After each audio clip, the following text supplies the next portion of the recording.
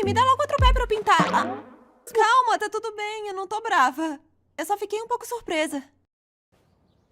Quer ir jantar nós dois? Oh, tô começando a sacar a língua de sinais. Não, valeu. Eu vou pra casa. Escuta só, hoje eu tô um gatinho bem mais generoso, então fica fria aí e para com essa bagunça. Uma garota.